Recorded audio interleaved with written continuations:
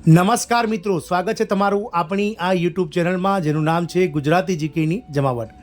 મિત્રો, ગુજરાતના લાખો ટેટ ટાટ પાસ ઉમેદવારો કે જેઓ ઘણા લાંબા સમયથી ગુજરાત રાજ્યની સરકારી પ્રાથમિક, માધ્યમિક અને ઉચ્ચતર માધ્યમિક શાળાઓમાં મિત્રો કાયમી શિક્ષકોની ભરતીને રાહ જોઈને બેઠા છે, તેમના માટે મિત્રો આજરોજ ગુજરાત રાજ્યના શિક્ષણ મંત્રી માનનીય શ્રી કુબેરભાઈ ડિંડોર દ્વારા ખૂબ જ મહત્વના ન્યૂઝ બહાર પાડવામાં આવ્યા છે. જાણીએ મિત્રો આજના વિડીયોમાં કે શિક્ષણ મંત્રી દ્વારા શું જાહેરાત કરવામાં આવી છે. શિક્ષણ મંત્રીએ કાયમી ભરતી અને જ્ઞાન સહાયક ભરતીને લઈ અને શું ઉલ્લેખ કર્યો છે પોતાના નિવેદનમાં. આજના વિડીયોમાં તમામ આ માહિતી આપ સુધી પહોંચાડીશું, તો વિડીયોના અંત સુધી બને રહેશો. અને જો તમે ચેનલમાં નવા હોય તો અમારી ચેનલને સબસ્ક્રાઇબ કરી બાજુમાં રહેલું બેલ આઇકોન દબાવી દેજો, જેથી કરીને ચેનલ પર મૂકવામાં આવતા આવા ન્યૂઝ તમને સરળતાથી અમારા ચેનલ પરથી ઉપલબ્ધ થઈ જાય.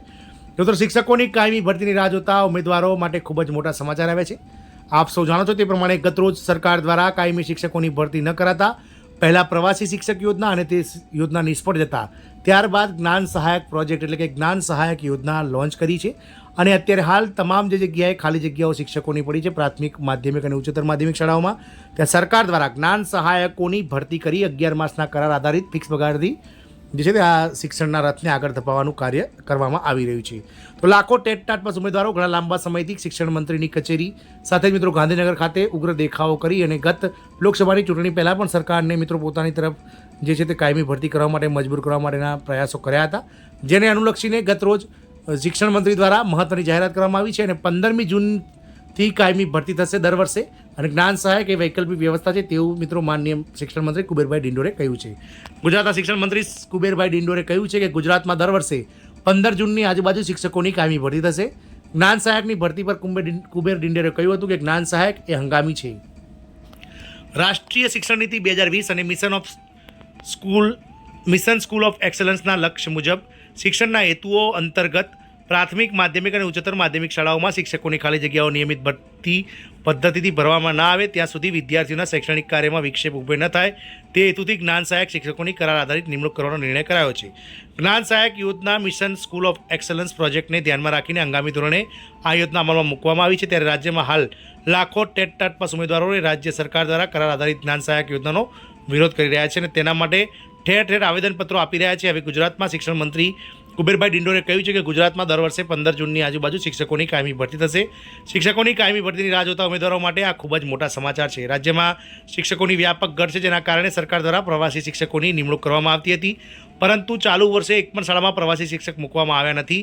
હવે સરકારે એ યોજના બંધ કરીને જ્ઞાન સહાયક યોજના જે છે તે અમલમાં મૂકી છે. પ્રવાસી શિક્ષક કરતાં આ યોજના અંતર્ગત પગારમાં વધારો કરવામાં આવે છે, પણ આ ભરતી માત્ર 11 માસના કરાર આધારિત થવાની છે, જેના ખાસ કરીને શાળાઓમાં ધોરણદીઠ શિક્ષક ઉપલબ્ધ થઈ શકે તે હેતુથી કરાર આધારિત જ્ઞાન સહાયક શિક્ષકની નિમણૂક કરવાનો હાલ પૂરતો નિર્ણય લેવામાં આવ્યો હતો.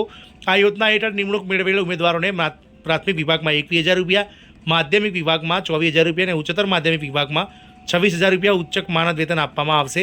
ગુજરાતમાં શિક્ષકોની કાયમી ભરતી ક્યારે થશે, આ પ્રશ્નને લઈને રાજ્યભરમાં આ જ્ઞાન સહાયકોનો વિરોધ થઈ રહ્યો હતો. ત્યારે ગુજરાતના શિક્ષણ મંત્રી કુબેરભાઈ ડિંડોરે કહ્યું હતું કે ગુજરાતમાં દર વર્ષે 15 જૂનની આજુબાજુ શિક્ષકોની કાયમી ભરતી થશે. શિક્ષકોની કાયમી ભરતીની રાહ જોતા ઉમેદવારો માટે આ ખૂબ જ મોટા સમાચાર છે. જ્ઞાન સહાયક યોજનાની ભરતી કાયદાના દાવપેચમાં ફસાઈ જશે.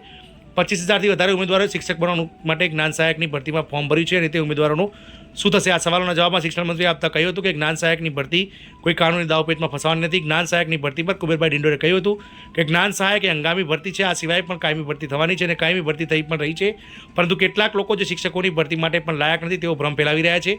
આ આંકડા સાથે તેમણે કહ્યું હતું કે રાજ્ય સરકારે 2600 શિક્ષકોની કાયમી ભરતીના 14 સપ્ટેમ્બર 2023ના રોજ ઓર્ડર આપ્યા છે, અને આ સિવાય માધ્યમિક શાળાઓમાં 1560 આચાર્યોની કાયમી ભરતી પણ સરકારે કરી છે. જ્ઞાન સહાયક માટે 25,000 વિદ્યાર્થીઓએ ફોર્મ ભરી દીધા છે, અને જ્ઞાન સહાયકની મેરિટ યાદી પણ બહાર પાડી દેવામાં આવી છે. મિત્રો, આમ જ્ઞાન સહાયકની યોજના એ કાયમી નથી મિત્રો, હંગામી છે. અને 15મી જૂન એટલે કે હવે ટૂંક જ સમયમાં મિત્રો કાયમી શિક્ષકોની ભરતી સરકાર દ્વારા બહાર પાડવામાં આવે છે, અને સરકાર દર વર્ષે 15 જૂનની રોજ ઉઘડતી શાળાએ મિત્રો જે ખાલી શિક્ષકોની જગ્યા છે તે ભરવાનું, કાયમી શિક્ષકોનું ભરવાનું સપનું સરકાર સેવી રહી છે. તો મિત્રો, આશા રાખીશું કે લાખો ટેટ ટાટ પાસ ઉમેદવારો કે જેઓ કાયમી શિક્ષકની ભરતીની રાહ જોઈને બેઠા છે તેમના માટે આ ન્યૂઝ આશાસ્પદ હશે, અને હવે 15 તારીખ પછી ગમે ત્યારે આ ભરતી બહાર